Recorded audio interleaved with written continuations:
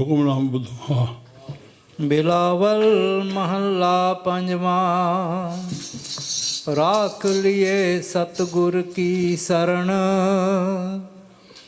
ਜੈ ਜੈਕਾਰ ਹੋਆ ਜਗ ਅੰਤਰ, ਪਾਰ ਬ੍ਰਹਮ ਮੇਰੋ ਤਾਰਨ ਤਰਣ। ਸ੍ਰੀ ਰਾਮ। ਅਜੇ ਜੇ ਸੰਤ ਨੇ ਜੈ ਜੈਕਾਰ ਸੀ ਰਹਿਆ सभा सां ॾिसी गुज़रिया आहियूं। उन जो बुनियादी इहो आहे। हा। राख लिए सतगुर की शरण, बसि सतगुरू जे शरण जा। शरण कंहिंजी? मन जी। मन दुख सुख खे महसूस थो करे, गिला नेकी के, घाटे नखे के, यश जस के, निंदा अवसत के, संयोग वियोग खे, गमी शादी खे, उन मन घटि वधि न थिए।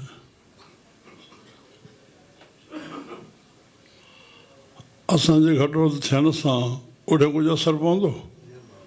खुलासो कयां मां? श्री राम।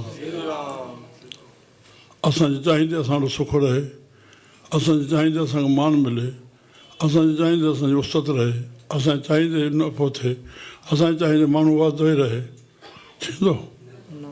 असांजे चाहींदे असांजो दुख न अचे, अपमान न थिए, निंदा न थिए, घाटो न पए, गमी न थिए, थींदो? जॾहिं भई असांजे हथ में कोन्हे, पंहिंजे टाइम सां फिक्र मां कंदा पिया, मूंखे विचल थियण जी ज़रूरत काई असांखे। किथे बीठूं असां? बीसण के लिए मथो टेकण था। राख लिए सतगुर की शरण। जेके इन तरीक़े सां सतगुरू जी शरण पिया पोइ। हा। जय जयकार हुआ जग अंतर, सॼे जग जे अंदरि जय जयकार थी वियो उन्हनि जो। खटी विया बसि। हा। रहण जो ढंग उनखे अची वियो।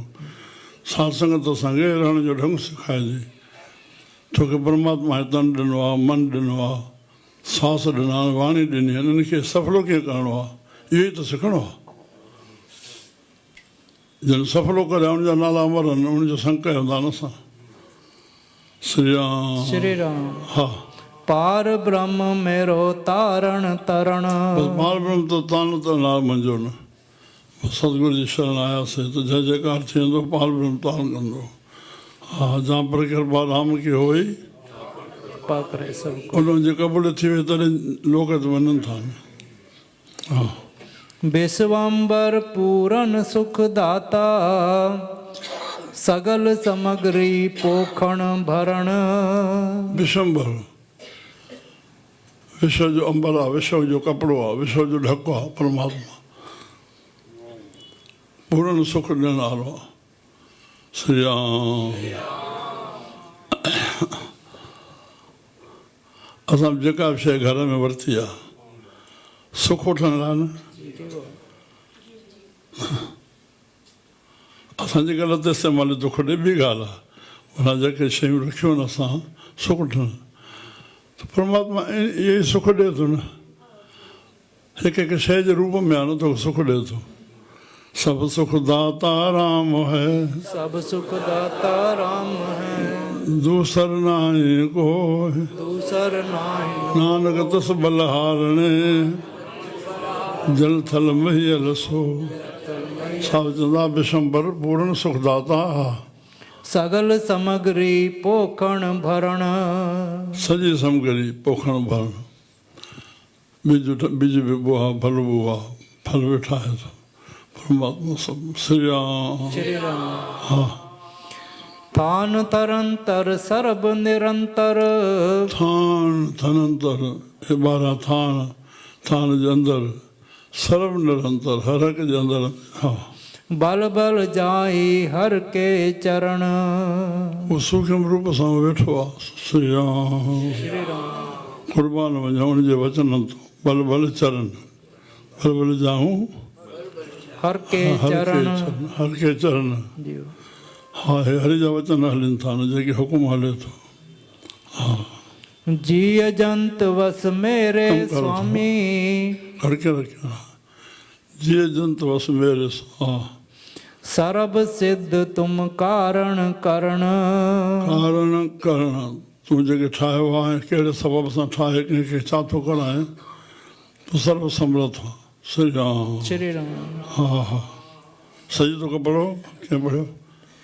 जीअ जुगत जीअ वस। जुगत जीअं जेके पैदा कया अथई तूं युक्तियुनि जो ढंग ॼाणे थो कंहिंखे कीअं कीअं हलाए थो। 84 लख हाथी घोड़ा केवलियूं पकोड़ा कंहिंखे कीअं कीअं ॼमाए थो कीअं मराए थो। ओहो हो ये ॼमेनो मरण न त कीअं थींदो कमु? मरण जा बि साधन सभु ठाहे छॾिया अथई तव्हां। हाथी कीअं मरंदो, विहाणो कीअं मरंदो, हे कीअं मरंदो, पतंग कीअं मरंदा। पतंग आयो बिजली ॿरियूं संझा जो जुन मौसम मटिजे थी उनमें लॼी था अचनि था हर बती ते अचनि था बसि बती खे टिच ते मरी वियो। अॻियो न ई मरंदो भीड़ में न मरंदो पतंग बल्ब खे टिच कीअं मरी वेंदो हेठि किरंदो वञी बसि मरी। श्री राम। श्री राम। हा पंजनि विषयूं जे लाइ सॼा मौत लिखिया अथऊं। हा जीअ जुगत वस मेरे स्वामी सर्ब सिद्ध तुम कारण करण। कीअं मारे थो ॿुधो न। शब्द सपरस रूप रस गंध पंज विषयूं संसार खे नाश करे रहियूं आहिनि। शब्द हणण खे मारण जे लाइ मुरली वॼाई वेंदी आहे पर नंढनि नंढनि ॿूटनि में हणण जो कदु ओतिरो ई थींदो आहे त ॿूटो घुमंदो पियो त उते झुकी झुकी वेहंदो आहे हिकिड़ो बसि पोइ वञी मधुरो हीअं वॼाईंदो हे बीहंदो अची तंहिं महिल शब्द ते पंहिंजो सिर ॾींदो। आस्पर्श हाथी खे मारण जे लाइ वॾो खॾो खोटाए वेंदो आहे मथां कागज़ लॻाए वेंदो आहे हेठां पोल कयो वेंदो आहे पोइ कागज़ जो हाथी कारो बणायो वेंदो आहे पर हिकु हाथी ॾिसंदो भई हाथणी आहे टप खाईंदो हेठि किरंदो निकिरी न आहे सघंदो। हाथी जीअरो त 1 लख ॿ लख उनजो आज कमु ईंदो आहे न। हा शब्द सबरस रूप हे रूप जो पतंग जो ॿुधायो मां लाइट ॾिठई बसि टिच खे मरी वियो। रस मच्छी खे फासाइण जे लाइ उन में विझिबो आहे पाण फासी वञे। गंद गुल भंवरो हुनखे भमी भमी भमी पिछाड़ी उन में सिर ॾींदो आहे हुनजो मौत ईअं लिखियलु आहे। राम। श्री राम। त संत त लिखंदा हिकु हिकु शइ मौत करे थी जंहिंमें 5 शयूं हूंदियूं उन छा थींदो।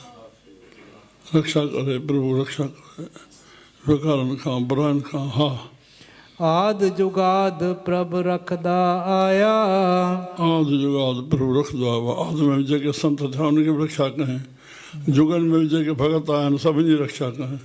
प्रहलाद जी रक्षा कयईं त भगत नामदेव जी रक्षा कयईं कलयुग में। हा हर सिमरत नानक नहीं डरण। हरि जो यादि करण सां डिॼण न रहंदो बसि हरि यादि साईं यादि।